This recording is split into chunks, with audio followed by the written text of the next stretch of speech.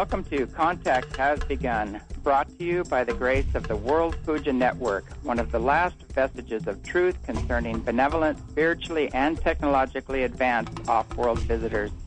Some refer to these visitors as our greater family of man or returning ancient ancestors. I am James Gillen, your host, and our guests also include cutting-edge physicists, authors, teachers, and healers dedicated to the awakening and healing of humanity and the earth. Let the journey begin.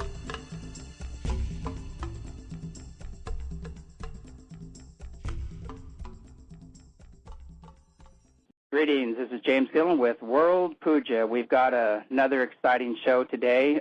Before that, I want to make a couple quick announcements. The ESETI Ranch documentary is now available on the website. If you want to go to www.eseti.org, you can go ahead and order the new documentary. It's an amazing documentary. It shows everything from the UFOs coming in, buzzing, quite a few people on the ground. The people doing the documentary had their own experiences here. They got to see us buzzed by F-15s, all black, black helicopters, you name it.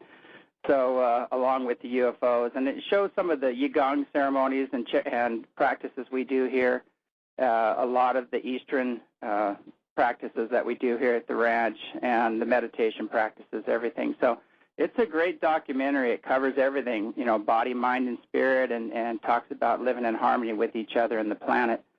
So, very good earth connection as well. So anyway, I would suggest grabbing that documentary. It's very informative. And you can go to the eseti.org website if you want to check that out.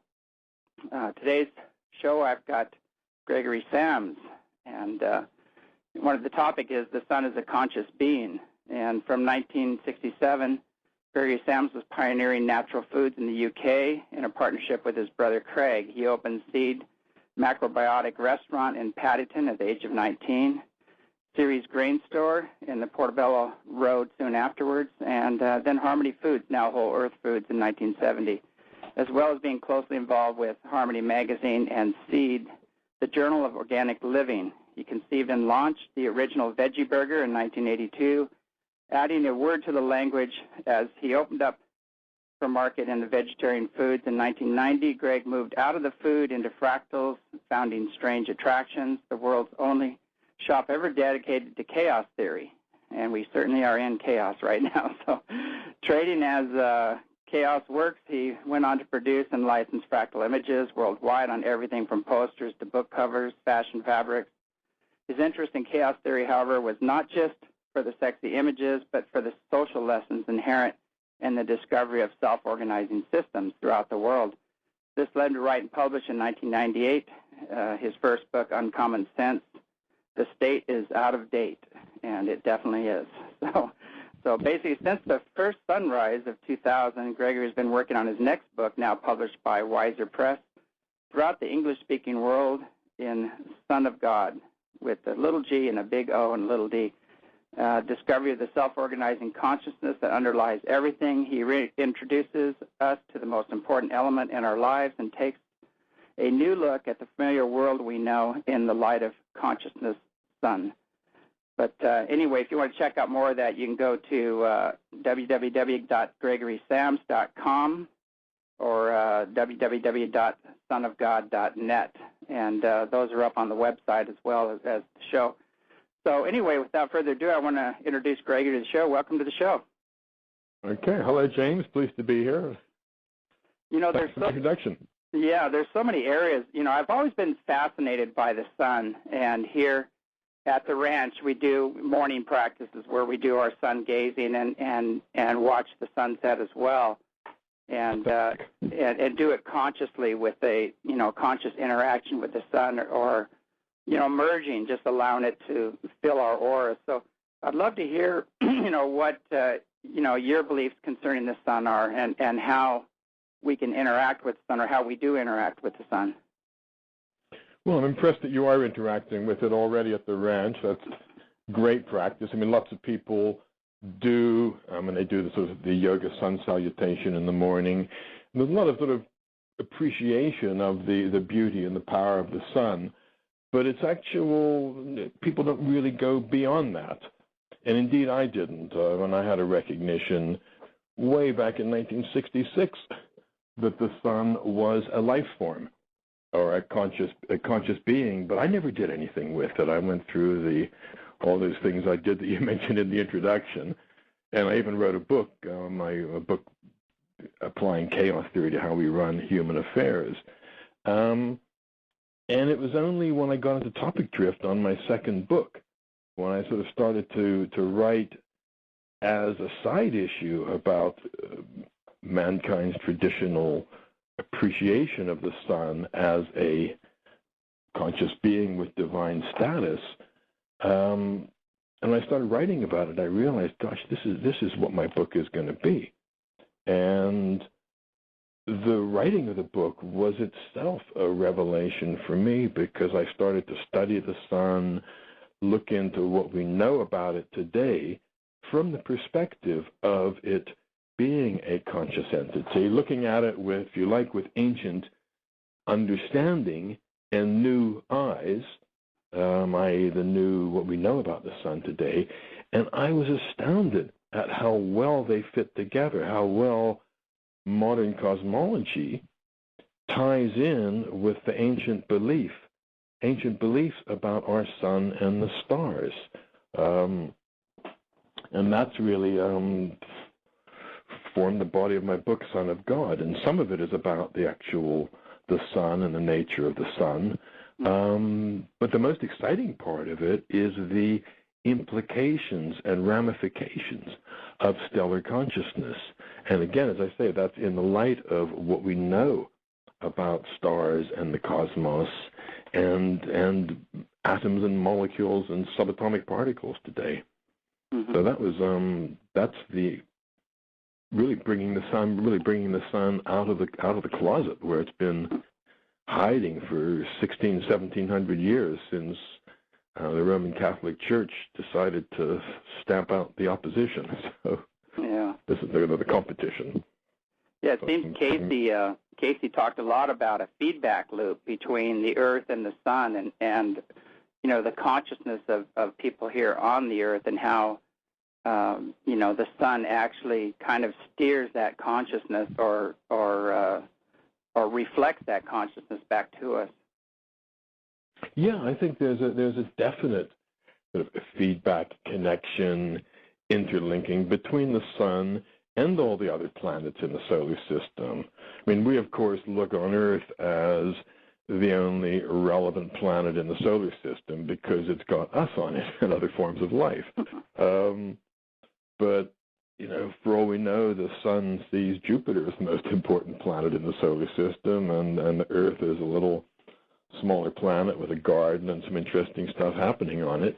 But it's all very much one system, the solar system, and it's all encased in one sort of lovely bubble, which is the electromagnetic field of the sun, called the heliosphere. And this extends out beyond Pluto into the Oort cloud of comets, and it ends soon after that. But it's this little garden in the galaxy, mm-hmm. which is comprised of the sun and its planets, and we're lucky to be alive on one of them.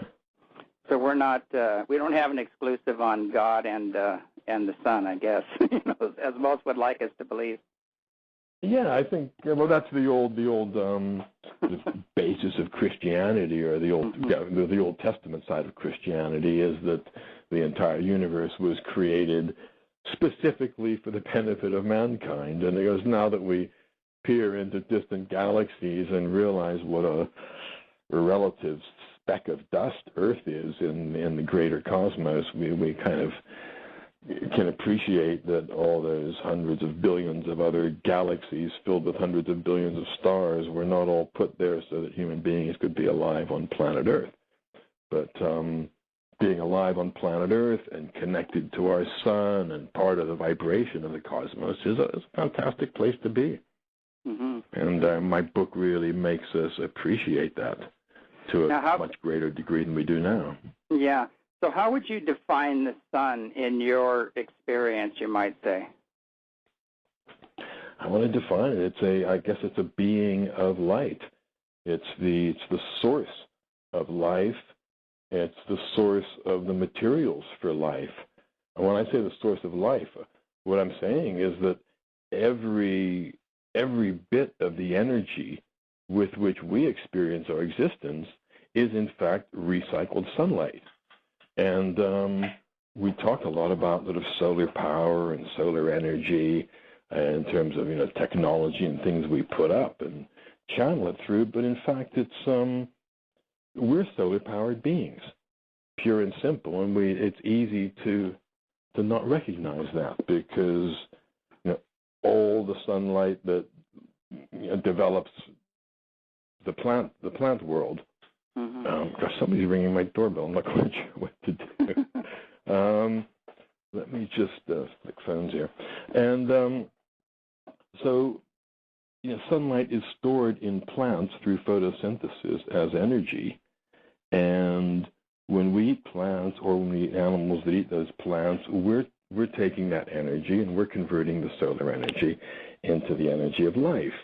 And then, of course, we are made from stardust. I mean, at the beginning of the universe, there was just hydrogen and helium, which, you put in a balloon and it's lighter than air. It's that thin.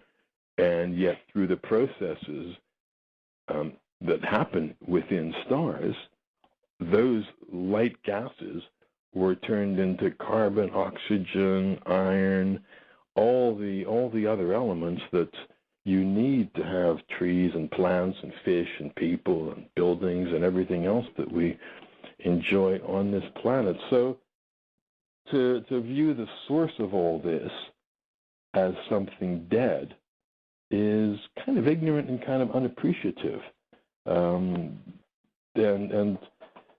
what stars think about, I don't know, but they're a huge bundle of electromagnetic fields, and our life force is some sort of a electromagnetic field or bioelectric energy. If you take that energy away from us, we're not alive anymore.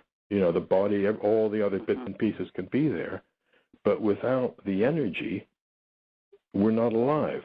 And in a sense, our whole body and all those cells pumping away and doing their thing, they're all subservient to creating the energy field of life and sustaining it within us.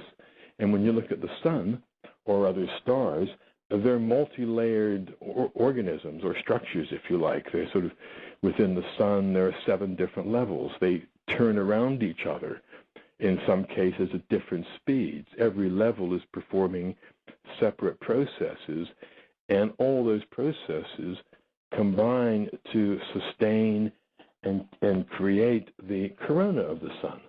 And the corona is an energy field which takes up more space than the sun itself. And that, if you like, is or as I put it in my book, is the life force, the mind of the sun, the consciousness of the sun. And that's in the same way that, our body creates an energy field, which is life.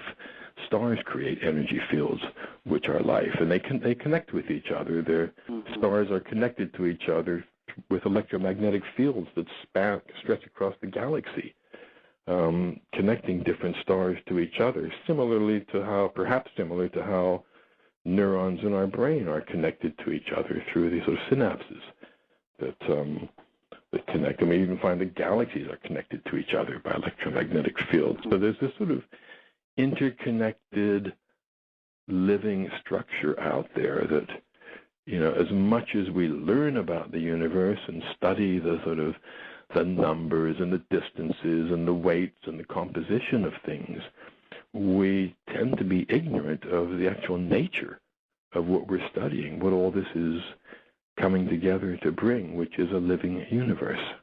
Mm-hmm. Yeah, it was explained to me in a very simplistic term. Basically, they said that there's a vibration continuum, and it goes from the physical matter, you might say, to energy, to light, to consciousness.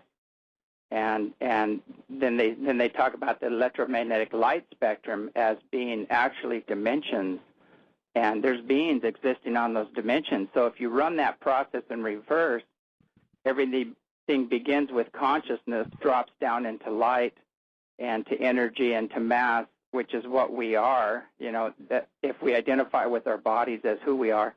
And so it does. There is a higher consciousness that is first cause of all that we're seeing and experiencing here on the earth. Yeah.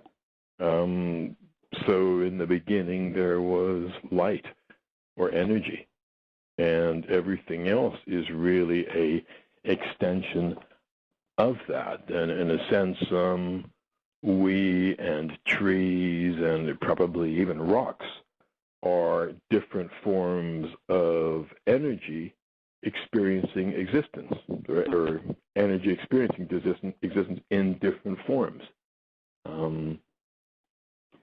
Yeah, it definitely seems like the more solid the object is, just that the tighter the electron bond or whatever. So when you take an electron microscope or anything and go in, they still haven't found mass yet. They said mass is a big illusion. It's just condensed energy, basically, which actually comes from condensed light. So it all ties into that. It makes sense that if we identify with ourselves as this lump of mass down here, this personality with a body, and then that's our world, and we don't have any control whatsoever of the world around us. We just react to whatever's thrown our way. But if we start identifying with ourselves as more as an energy body or a light body or pure consciousness, it seems that we can empower ourselves to start having a little more control over the life in which we live and the manifestations that are surrounding us. Well, that's one angle, and the other way to approach that is to look at our bodies and perhaps identify with them, but also to recognize that other bodies out there are experiencing their existence, that we're not. I think where we fall down is through this assumption that in this great big universe that's been going for 13.7 billion years, we're the only conscious entity in all of that. Us, or perhaps, other beings kind of like us, but with 3 eyes living in some other star system. And we don't sort of see the other manifestations of energy as relevant or living or part of our system. And that's something that ancient people did. Ancient people did not divorce themselves from the surroundings. They recognized the mountains and the trees and the animals as other forms of energy existing within the world. So they recognized them and they honored them, and they didn't sort of have this crazy notion that everything had been put here just for our benefit, for us to sort of, mine and rape and pillage and, harvest everything on the earth with no thought for it. And that's, whether we see ourselves as an energy being or whether we sort of recognize that other physical objects are energy beings as well, both of them at least bring us into a more balanced existence in our world. Yeah, I think this division game is taught at a very young age. I mean, even going through high school, they have all these, they divide you into sports, and you compete, and you have a winner, and you have a loser. And in an advanced civilization, it doesn't seem like any of this could exist, because there would be no division. Everybody would just be playing for the sake of playing. They probably wouldn't even keep score. It probably wouldn't be important to them, Maybe not. On that level. I mean, I've got a chapter in my first book, Uncommon Sense: The State is Out of Date, and it's titled "What Would an Alien Think?" And I was just sort of supposing that an alien race or spaceship comes to planet Earth. I think they'd be horrified and frightened of the dangers of being on this planet, because I suspect that, whilst all of our movies play up on intergalactic battleships and, we sort of project our own twisted world into space, for a civilization to have really developed and survived long enough to create the technology that's going to be implicit in space travel between different star systems, I think it's highly unlikely that they would be a warring nation and people competing against each other, one nation or one planet invading another one, because that isn't a way to long-term stability, the sort of long-term stability you need to develop things like space travel. And quite possibly, with all their technology and traveling ability, they still wouldn't have learned how to split the atom, because what's the point? Why would they do anything as destructive and dangerous as splitting an atom? I mean, we do that to kill people, to build nuclear bombs, not nuclear power stations. And it's a very, very strange culture we have on Earth that pits people against each other and sees that as some kind of a natural order. Yeah, I wrote an article once about, an advanced ET coming to the Earth and flying over the Super Bowl and, looking down and seeing all these people gathering in a big circle, and he's going, oh, good, they're all gathering together here, there's unity. And then he looks down and he sees these other guys on the field, lining up with all this gear on, trying to inflict as much damage as possible on each other over control of a dead animal skin, Yeah. And the terminology of sports, you're going to slaughter this other team, or yeah. Just it's all like simulated battle. Oh yeah. To keep our heads in that space of war and strife and domination, so that when other things are involved, we're ready to put on uniforms and start shooting people instead of kicking balls through them. Yeah, it's amazing. There is that program, and it's so ingrained. And the program is the competition win-loser program. You need to be the winner at all costs sometimes, and it's programmed into our business platform. The mega corporations run that program, and at the expense of humanity and the Earth, and all, it's all for profit at any expense. And it seems that humanity and the Earth are expendable in their quest to just become bigger and fatter and more consuming. Yeah, and I guess it depends what you're doing as well. You're making me think back now to my days of business, buying and selling brown rice and veggie burgers and soy sauce and seaweeds and things like that. And of course, I was always trying to sell more peanut butter than the next guy, but I did that by making really good, tasty peanut butter and keeping the price down and things like that. So I won't feel guilty about that. Well, no, I mean, if you're providing a service, that's one thing. But if the product you're creating is a disservice, and then that's another thing. And I wouldn't compare that to the war industry or things of that nature. Yeah, there's no comparison. Getting back to the sun, there's a woman I know that she had this incredible vision and sent it to me, and she said that she went out of body and actually went to the sun and saw all these golden light beams there, and they were all dancing, and she was dancing with them. And she said, the sun is not really hot. It's only hot if you have a physical body. But if you're in a higher frequency body, it's not hot, and it's inhabited by incredible beings of light. Wow.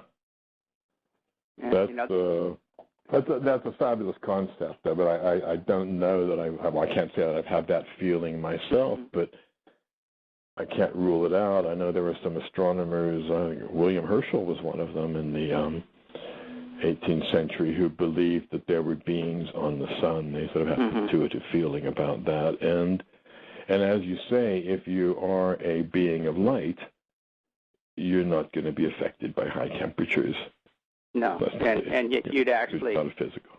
Yeah, and that would be, you could say that you're either part of generating that light or that light sustains your light body or whatever you want to call it. But I don't know what came first, the chicken or the egg, but it all ties into the electromagnetic light spectrum as being different dimensions, and having life on them, but not life as we know it. The rules would be different, and they'd be much more unlimited, much more expansive, and they don't have these little earth suits that they're stuck in.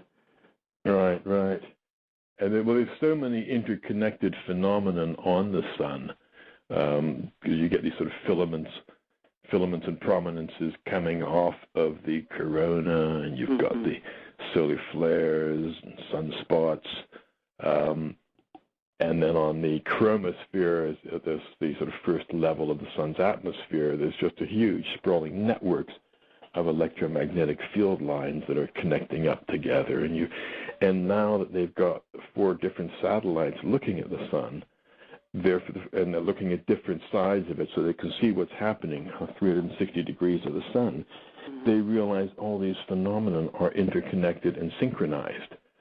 It used to just assume, well, we've got solar flares here and we've got filaments over there, but in fact they're all part of a synchronized orchestra, if you like, that's taking place on the sun. And there are possibly all of them are different micro beings or micro consciousnesses of some sort that coexist within the greater being of the sun. That's an interesting concept. Yeah, who knows? A fiery dragon might be flying around in the sun and we wouldn't even know it. Have you seen the NASA photo where they went way back in space and took a picture of there's actually a feedback loop between the sun and the Earth, and there's this stream of energy that comes straight off the sun, and it surrounds the Earth, and it's That's like right. a blue field of energy. Oh, well, I've seen the NASA story, maybe it's the same thing, about the magnetic portal, which connects sun and Earth. And they've actually outlined the edges of this. It's very, very specific, and the astronomer speaking about it said, I wouldn't have believed this if you'd have told me about it 2 or 3 years ago. But it's there, and it's this portal connecting sun and Earth, which is as wide as the Earth, or the diameter of the Earth, and it comes out of off the sun's corona. And as with every 8 minutes, there are tons of high-energy particles pass back and forth between this connecting portal, which I thought was pretty fascinating. And that I don't know if that's the one that's got the blue light around it. There's just so much connecting the Earth to the sun. It's and they're just discovering this stuff. And it's, again, as I said, it all makes more sense when you look at it with ancient eyes than when you try and integrate this into a headset which sees the sun as a dead ball of gas that just happened to fall together by Newtonian principles.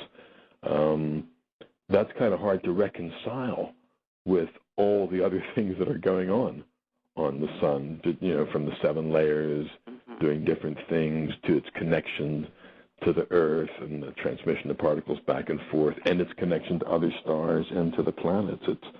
It all fits much better into a living system than into just dead accidental balls of matter that have accumulated through gravitational forces. Yeah, I'm of the belief that everything is conscious, and even the rock, even the tree. And good. I've been sort of holding back from that, but that is one of the implications, or one of the inevitable implications that comes once you see the consciousness of stars, which I see as the big missing piece in the cosmic jigsaw puzzle. And once you put that piece into the puzzle, one of the other pictures or recognitions comes out is that everything is conscious down to an individual hydrogen atom. That's not very conscious, but it's the buildup of billions and billions, or trillions, if you like, of hydrogen atoms together in a cosmic dust cloud that forms, that consciously forms a star. It's energy which has gone into matter, the matter of the dust cloud, of the cloud of gas, which is then creating a body, a star, which takes that matter and turns it back into energy. And in the same way, you look at our brains, no individual neuron is that intelligent. But when you put hundreds of billions of those not very intelligent neurons together, you have, a fine human mind. And it was through recognizing the consciousness of a star and then looking at how stars are formed, are built up from subatomic particles, that you do come to the recognition that everything is conscious. And then, of course, that obviously extends to weather systems and mountains and stones and even grains of sand. And when you look at beaches, I'm in a wheelchair myself, and I used to have a house in Goa for 10 years on the Arabian Sea. And I would know, going from one beach to the next, the sand was different. Some beaches, on the wet bit of the sand, I could wheel along in the wheelchair really easily. Some it was more difficult. Some it would sink right in. And these are beaches right next to each other. But every beach has its own, all the sand on every beach is kind of develops its own character. It's quite remarkable. But they're part of a system which is the beach. And every one of them is enjoying its life as a grain of sand being tossed through the surf and bleached by the sun. Yeah, it's rather amazing. I've had some pretty crazy experiences where, I was out cleaning out a barn once, and it was just myself and my horse. And, I was kind of talking to my horse in my mind. I wasn't really talking to it, but I was just thinking thoughts like, I should probably get, better hay, like kind of beating myself up a little bit. Like, I should have gotten a little better hay for her and a little more oats and things like that. And I need to really, pay attention to that and just kind of talking to her in my mind saying, I'm doing the best I can here for you. And all of a sudden she started talking back, and it about floored me. And it was clear as a bell. And, wow. It just blew me away, and I didn't have any expectations of that, but it was, mind-to-mind transmission, and it wasn't, a whisper. It was loud, and wow. Talking straight back to me, and that just totally blew my mind. And I've had other occasions where I've been meditating under trees, and I see this wonderful information coming to me, and then. And, this sounds a little airy-fairy or whatever, but I was trying to find out where this was coming from, what being, was speaking to me. Turns out it was the tree, so. Yeah, no, I believe that totally. It's, we I don't know whether it's 50%, it's around there of our DNA is the same as that tree. Oh, yeah. There's a lot of similar things going on. I mean, not that many, but not like with the horse where you've got the 95% plus of the same DNA. Yeah. But we're still the same.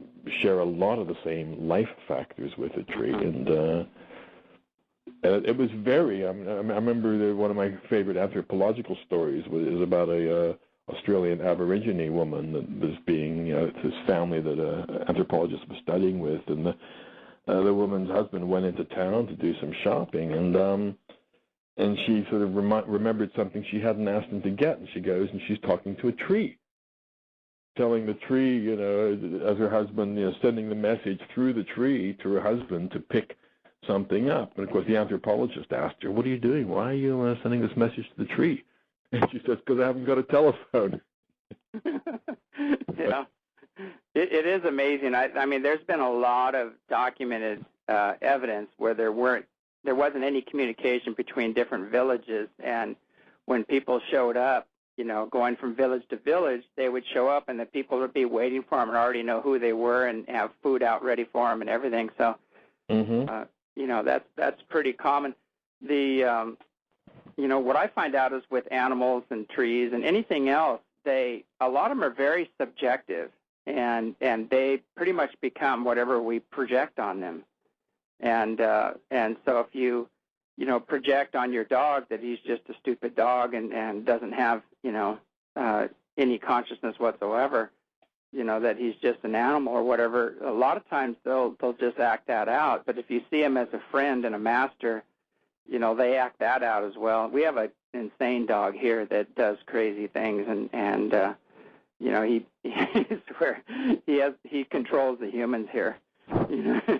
rather than us throwing the ball for him, a lot of times, he has us go and get it when he's tired. He'll just look over, and he'll just sit there and play it out. And we've got photographs of the most bizarre things where he has lasers going out of his eyes up to these brilliant light spheres in the sky. And and we've always felt that he's not a normal dog. He's like a little alien dog. Doesn't sound like it. Yeah, and his eyes bright. They light up bright gold. And he's a healer. He's a blue healer. And and his eyes are not gold by any means, but they will light up. And his eyes are brown basically, but sometimes you'll see one green and one blue light up, and then you'll see them both light up into a bright gold color. And it's really fascinating. And I always feel he's not just a herd dog, he's a healer, of humans and things of that nature. And he'll go right to somebody that needs some affection or whatever, that's not feeling loved or whatever. He'll go right up to them. And if somebody has a negative intent, he does not, go near them, or he'll start growling at them, and he'll let you know if they've got, ill intent or whatever. Yeah, no, animals have lots of skills that we just kind of take for granted, but the skills that humans don't have at all. Ability to sense, not just greater smells, but to sense emotions and sense what's going on. It was highly demonstrated during the tsunami some years ago in Sri Lanka and India and Bali, where the animals ran for the high ground. The animals knew what was happening, but the people didn't. With all our technology, and we just didn't have that gut feel that this was happening, but the animals did. And I think we probably used to have a lot of these skills. People used to look at the stars, and they would pick up energies from the stars, and they would pick up energies from the sunlight, and they would have a sort of a concept. They would ascribe personalities to the planets, and even though it was different cultures, in some cases, they would be applying similar personalities to the different planets. And people knew that Jupiter was the king of the planets, even though it doesn't look 1,000 times bigger than Earth in the sky, or than Venus or Mars. They knew it was the king of the planets. Now, how did they know that? They must have been, I would guess, sensing it through the light. And we can get it through the light, but we need the technology to tell us all this information. But when you had nothing but your eyes, I think people developed these skills, and lots of skills that we've sadly lost over the years. But then again, there are lots of skills that technological skills we've developed. It seems the Mayans had that one down. It's amazing the information they came up with and these cycles and how they fit perfectly. I know a lot of the calendars were off because of the people that interpreted them weren't correct, but I know Carl Koloman, Carl Koloman, he talked about the ninth wave coming in, and this huge energy wave would be coming in, and he said, I think it was March 9th when this came in, and I got a really strong feeling that everything is going to break loose, and I even talked about Japan, and I had friends over there, and I said, hey, you guys, heads up, I just got a strong feeling that things are going to really hit the fan there. And sure enough, after this huge wave of energy came through, everything did, hit the fan, so. Yeah. So it is, and, they basically go by the sun. And also I talked to him about, I think it's Carlos Barrios, who's one of the head of the Mayan elders there, and he talked about the calendar was actually given to him by the Pleiadians. And there's a direct connection to the Pleiadians, who have a greater understanding of these grand cycles in this whole solar system and the whole multiverse, basically, and what it's going through. Right. Now, there does seem to be knowledge that was transmitted to us in ancient times, as well as knowledge which people developed with heightened degrees of senses. But it is sad, again, in the writing of my book, I discovered to what degree the Roman Catholic Church studiously went about destroying all the accumulated knowledge of ancient times. It was a bit like Pol Pot in Cambodia, who would single out anybody with an education or who wore glasses or who had a professional job like a dentist or a doctor or a teacher to kill them because he wanted to get rid of all that knowledge. And the early Roman Christians, tore down the Library of Alexandria, destroyed the greatest storehouse of knowledge in the ancient world, and then specifically went out to the mystery schools and burned them down and, sought out, copies of any books that had been copied and went out to destroy them, so that so much knowledge was lost that whether it had come to us from extraterrestrial civilizations or been developed over thousands of years on Earth, a huge amount was lost. And I'm sure some of it we've rediscovered and resuscitated, but an awful lot has been lost. And perhaps we wouldn't be in quite the state we're in today if we could incorporate ancient knowledge with modern knowledge as well. I think that's still going on to this day, because I know they found a lot of different chambers over there in the pyramids, and there's been a lot of excavation and removal of objects out of the pyramid, and a lot of people are talking about that.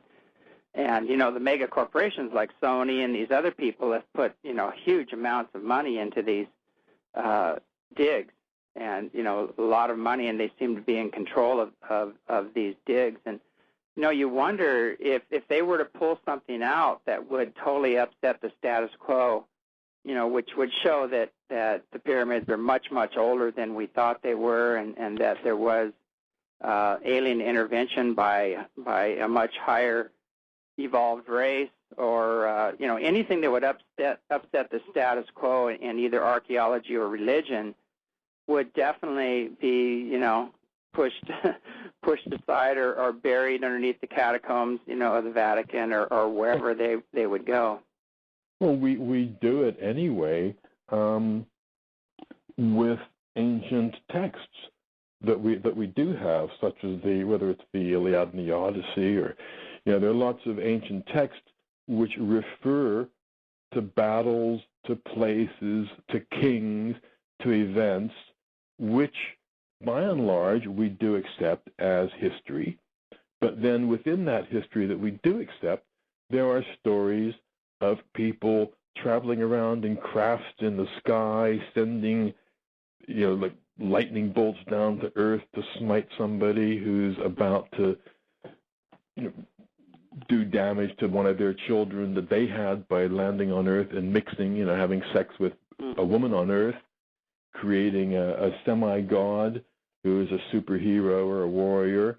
We have accounts of centaurs that are half man, half horse, satyrs that are half man, half goat, things which we could achieve today with genetic engineering.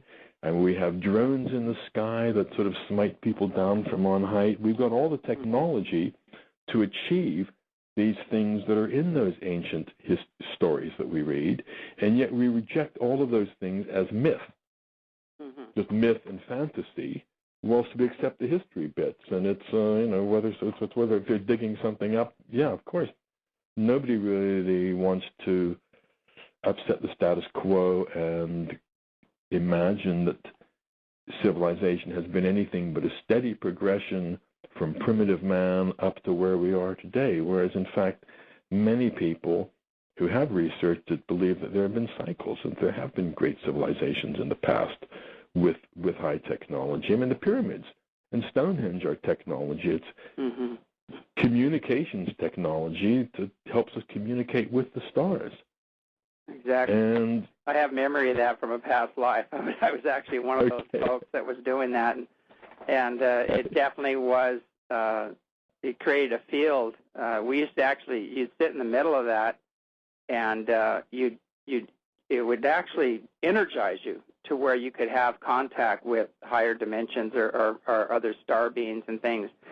And you could actually utilize that energy you could actually throw balls of light after you were standing there for a while, or use it for healing or protection or whatever. It was quite interesting, but it seems like that technology, it probably still is around today. It's just hidden from the people. No, hopefully it's around. But I think it's funny how we just completely dismiss the pyramids. We just see them as wasted monuments, things that were built to make somebody feel good or look powerful, rather than recognizing that they were incredible devices. Also, some people do. A lot of people do study the pyramids and are coming out with. Graham Hancock's done some great stuff, and a lot of people have. So, but again, for me, I was quite thrilled to introduce to some of these people the idea of a conscious sun, because I was I don't know if you know, Graham Hancock wrote the foreword to my book, Son of God, and for him it was really exciting, because the idea of solar consciousness has been so burned out of our culture for 16 or 17 centuries that even people who are tied up with the pyramids, people who study the Mayan calendar, people who study everything they can about Stonehenge, still tend not to break that taboo and think, well, maybe all these ancient cultures building monuments to the sun got it right, and the sun is a living being. And once that idea is introduced to people who study these subjects, they embrace it immediately. But it's still something that we tend not to stumble across, not to think about ourselves. Even people who are doing sun salutations every morning, they see it as some way of absorbing energy, but they don't recognize that energy is actually coming from a living being. It's the vibrations of the life form that brings life to us. And that's a big spiritual connection that we need to make, because at the moment we're a bit like spiritual orphans without acknowledging that sunlight makes us feel good for a reason. Oh, I agree. I definitely feel like our auras almost depend on it, and getting revitalized by the sun. And again, I also agree that the sun is conscious, and there's communication that happens that we need for our own evolution, and to be in touch with the evolution of not just the Earth, but the bigger picture as well. Absolutely. And, I've always felt a lot of those big step pyramids had multi-purpose. I think they had ancient knowledge built within them, and at the same time they were a landing pad for some pretty big ships to drop in and come down and engage the people. Perhaps, and perhaps there was, the attempt to some people postulate that the desire was to have the pharaoh reborn as a star, or perhaps become one of those creatures that your correspondent had a vision of, different light beings on the sun. Maybe that's what the pyramids were doing, was to transport your spirit onto a sun somewhere, onto Sirius. I had a drowning, a near-death experience where I drowned and went through the tunnel, and I ended up in this plane of bliss, and it was just pure golden light, golden white light, and it was conscious, and it was communicating back and forth to me. And I can't say it was the sun, but it seemed like it, but I can't say what that was, but I was in that field of energy, and it was the most loving, joyous, blissful energy, the most secure energy you can ever imagine. And I'll never forget that. And there's a part of me that was wondering, did I actually go to the sun? And then I had a couple white light experiences after that, where I went out of body and went to this same place and actually met with beings. And they had long golden hair, golden beard, and golden robes, all flowing as energy, in one. And it was a pretty amazing experience. And I've always wondered, was I just in one of the highest dimensions, or did I go as a spirit, to the sun itself, or where did I go? I've never really delved into that, and I think it's something I need to do a little more research on. Well, light is a very different thing to matter, even though they share equivalence according to Einstein's equation. But light is, it doesn't need time or space, because it's just a vibration.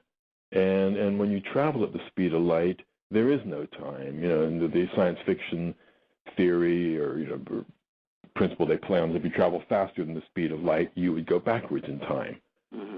Slower than the speed of light, you go forwards in time. But at the speed of light, time ceases to exist. And light, the light that leaves the sun, we age 8 minutes while it travels to Earth, but as far as it's concerned, it arrives here at the same time. And so the ability to sort of move about and experience things when you're in a state of light, which you presumably were in your near-death experience, it's very hard to get our heads around. But the people who experience it, the classic experience of people who see their whole life pass by them in an instant during a near-death experience. So I've never had that experience, and I presume it's somehow sequential, but it all happens in an instant because you're not existing in a time-based dimension when you have that experience. So maybe you did travel to the sun and back. Yeah, I feel what of time when I returned. I didn't know. Somebody asked me how long were you gone, and I said I have no idea. It seemed like a really long time in that world, but it was. I don't think it was in the physical world. Yeah, I get a connection with the sun when I'm sun gazing at times, where I'm just sort of fused, if you like, into that energy source. And that's a very sort of comforting but powerful feeling as well. But I've got to tell you, I didn't even learn about sun gazing until after I'd written my book. I'd done it once, but I didn't realize there was a practice, a particular discipline, a way of going about it. So that's my connection. Yeah, we might want to give a little warning here. Don't do it midday, and Well, for me, I should never need to squint. Yeah. If I need to squint, then I shouldn't be doing it. But I often get it through clouds, when the clouds are the right thickness, or through trees, or through reflections. It's a very good sort of beginner's sun gazing practice. Yeah, early in the morning, sunrise and sunset is a good, safe way to start out your practice. Yeah, absolutely. And it's low in the atmosphere. It's a lot of atmosphere between you and the sun then, and it makes an amazing filter. I used to watch the sunset every night from my place in Goa. That was one of the big joys of living there, was to watch the sun going down every single night. Yeah, when I spend time in Mexico, that's one of the things that everybody just piles out of their place and watches the sunset, and usually pours a margarita, or they're all sitting out there with a margarita or a beer or whatever, and have a drink and watch the sunset. And, it is. It can be the most beautiful light show on the planet. Just to watch the sun going down and coming up in the mornings. It's such a beautiful thing. I was wondering, and this kind of goes off into a little bit of a negative subject, but with all of these chemtrails going on, and the reason I'm speaking that they're just bombing us heavy here today, I always wonder if that is one of the purposes, is to cut us off from our sun connection. Well, I don't know with chemtrails. I'm certainly, there's a huge effort to cut us off with the sun connection, with all the fear of the sun. We're always trying to wear special glasses to protect our eyes and cover our body with chemicals to protect our body. And there is this sort of fear of the sun, which is being done on a sort of technological health basis now, but it's almost an extension of when you used to, when you could get burned for sun worship in the ancient days. It's still like this move to keep us from acknowledging our true divinity, or the source of our true divinity. And because how can there be a bigger elephant in the room than this divine being that comes up in the morning, shines in our sky all day. We know how it brings us life and energy, and it goes down, and yet we don't recognize what it is, which is one of the reasons all the early churches had their doors facing east. So you'd have your back to the sun when you were facing the pulpit, lest you get any different, strange ideas. Yeah. It's the intuitive, natural way is to recognize the sun as a life form, and indeed everybody once did in the world, whatever century or whatever continent, whatever culture you're looking at, people saw the sun as a life form, and it was not until Christianity, it wasn't even Christianity. I mean, the Cathars and the Ophites were Christians, but they also recognized the divinity of the sun. But it was when the Roman Catholic Church came on that this was studiously burned out of our culture for all that time. And I think it's the most important thing on the planet right now is to reestablish our connection with the sun and to recognize this wonderful divine source of life for what it is. Mm-hmm.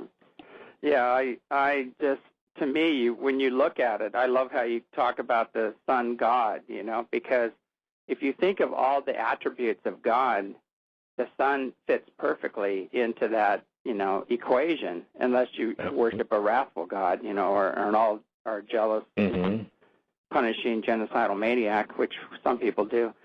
But the God that I connect with is, all loving, all forgiving, unlimited, in all of that. And it's like the sun; it sheds its light on everybody evenly, and we all partake of it, how much of it we want to, and that's free will. That's our choice. And I don't think there's a little old man with a beard and a laptop up there, taking notes and dishing out punishment. It's all self-created. I don't think so. Yeah, it's all self-created. But I just see is that if you start connecting to the sun and trying to become like the sun, or to become like, or allow that God within you to come forward, you're going to find out that you are going to be much like the sun, and you won't be like what many of the religions want you to be like, which is basically a sheep, service-oriented sheep to their cause, not so much humanity of the earth, but to the perpetuation of the church. That's right, and having needing a church and an agent between you and divinity. So, which obviously, we don't need anybody between us and God. If we're God's children, we're designed to absorb those energies, and we do. And worship used to mean imbuing the qualities of that which you are worshiping, not, groveling in the dirt and, condemning yourself as a worthless sinner. Mm-hmm. Worshiping is actually taking in those vibrations and making them yourself, which is a fantastic thing to do with the sun or with anything you are worshiping, if it's a good phenomenon. No, Jesus even said that. He basically, said there shall come a day where man will not, worship God in the church or the mountaintops, but within self.